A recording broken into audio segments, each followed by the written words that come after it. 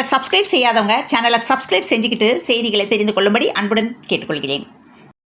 இரவு வணக்கங்களுடன் இன்றைய முக்கிய செய்திகள். பொதுமக்கள் தங்களது தங்க நகைகளை வைத்து கடன் பெறுவதில் பல்வேறு புதிய கட்டுப்பாடுகளை விதித்து ரிசர்வ் வங்கி அறிவிப்பு ஒன்றை அண்மையில் வெளியிட்டது.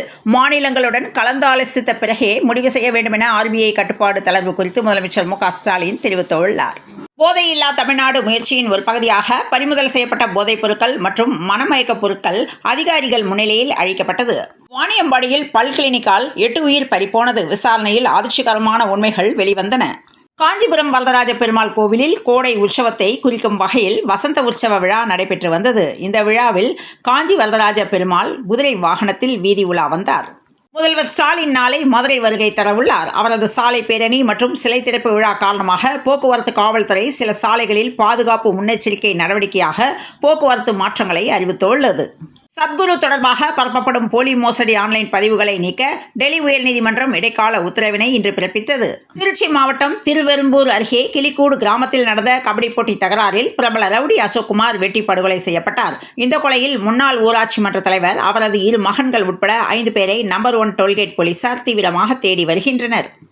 திருச்செந்தூர் முருகன் கோவில் வைகாசி விசாக திருவிழாவை ஒட்டி தூத்துக்குடி மாவட்டத்திற்கு ஜூன் 9ஆம் தேதி உள்ளூர் விடுமுறை அறிவிக்கப்பட்டுள்ளது. இருவேறு சம்பவங்களில் மதுரை மற்றும் ராமநாதபுரத்தில் நீரில் மூழ்கி 4 சிறுமிகள் இறந்த சம்பவம் சோகத்தை ஏற்படுத்தியுள்ளது.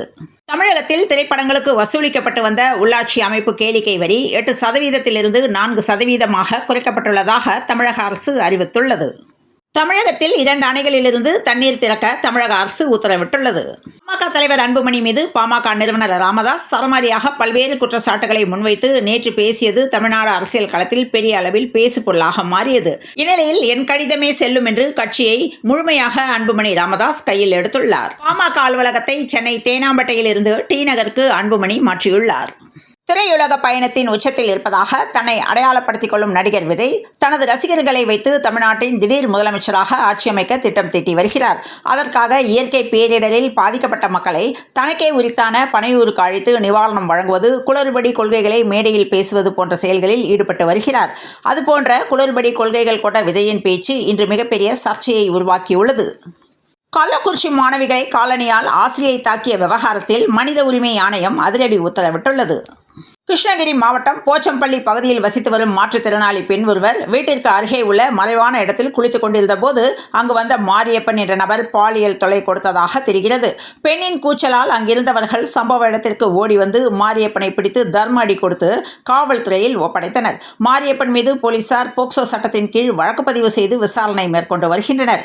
இந்த சம்பவத்தில் காயமடைந்த மாற்றுத்திறனாளி பெண் கிருஷ்ணகிரி அரசு மருத்துவமனையில் அனுமதிக்கப்பட்ட நிலையில் அவருக்கு தீவிர சிகிச்சை பிரிவு சிகிச்சை பெற்று வருகிறார். இந்த சம்பவம் கிருஷ்ணகிரி பகுதியில் பெரும் பரபரப்பை ஏற்படுத்தியுள்ளது. திண்டுக்கல் மாவட்டம் கொடைரோடு அருகே பொம்மனம்பட்டி கிராமத்தில் முத்தாலம்மன், காளியம்மன், பகவதி அம்மன் கோவில் உள்ளது. இந்த கோவிலில் வைகாசி திருவிழா கடந்த 15ஆம் தேதி கொடியேற்றத்துடன் தொடங்கியது.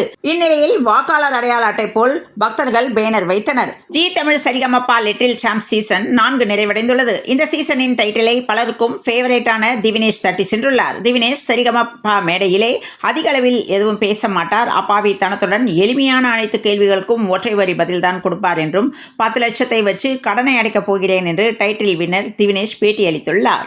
கடந்த ஓராண்டாகவே பாமக நிறுவனர் ராமதாசுக்கும் தலைவர் அன்புமணிக்கும் இடையே மோதல் போக்கு நிலவி வருகிறது. இந்நிலையில் இத்தனை நாட்கள் மன உளைச்சலில் இருந்தேன் என்றும் நேற்றுதான் விடுதலை கிடைத்தது என்று தழுதழுத்த குரலில் அன்புமணி ராமதாஸ் கூறியுள்ளார். குற்றவாளிகளை நெருங்க முடியாத கொலை வழக்கில் தங்கள் மீதான அவப்பெயரை போக்க அப்பாவி மக்களை வற்புறுத்தி கொலை செய்ததாக வாக்குமூலத்தை பெற்று அவர்களை சிறையில் அடைக்கும் நடவடிக்கையில் காவல்துறை இறங்கியிருக்கிறதா என்று அமமுக பொதுச் செயலாளர் டிடிவி தினகரன் கேள்வி எழுப்பியுள்ளார்.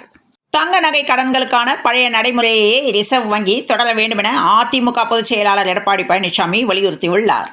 சூழ்நிலை கைதியாக ராமதாஸை யாரோ பயன்படுத்துகிறார்கள் என்று பெண் நிர்வாகி பகீர் பேட்டி அளித்துள்ளார். மதுரையை சேர்ந்தவர் பழனிசாமி ஓட்டல் தொழிலாளி. இவர் 2022ஆம் ஆண்டில் தனது வீட்டின் அருகே விளையாடிய 5 வயது சிறுமியை தன் வீட்டிற்கு அழைத்து வந்துள்ளார். அங்கு சிறுமிக்கு பாலியல் தொல்லை கொடுத்த நிலையில் 5 வயது சிறுமிக்கு பாலியல் தொல்லை கொடுத்த ஓட்டல் தொழிலாளிக்கு 7 ஆண்டு சிறை தண்டனை விதிக்கப்பட்டது.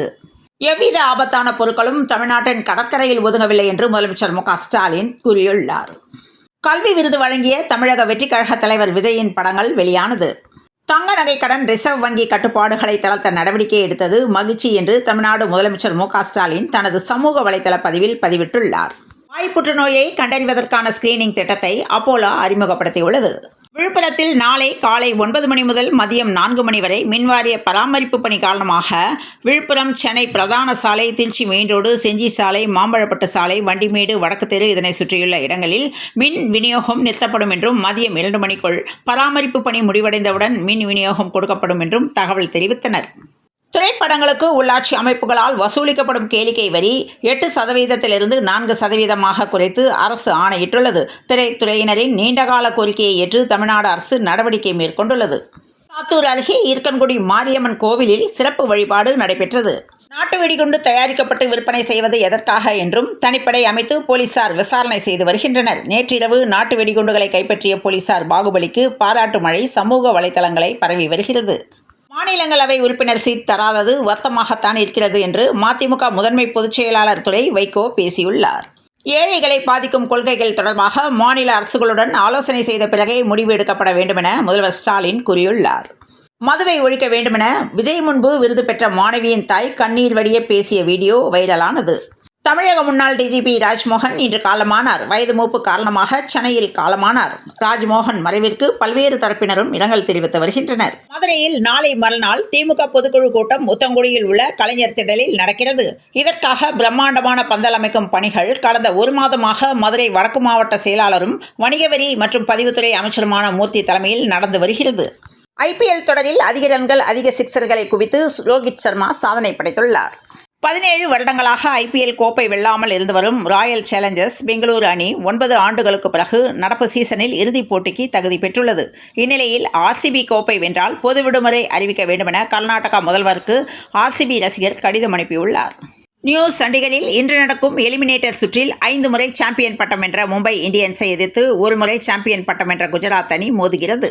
10 அணிகள் பங்கேற்ற 18வது IPL கிரிக்கெட் தொடர் இறுதிக் கட்டத்தை நெருங்கிவிட்டது. இதில் நடைபெற்ற இறுதிப் போட்டிக்கான முதல் தகுதி சுற்று ஆட்டத்தில் பஞ்சாப் அணியை வீழ்த்தி ராயல் சேலஞ்சர்ஸ் பெங்களூரு இறுதிப் போட்டிக்கு முன்னேறிவிட்டது.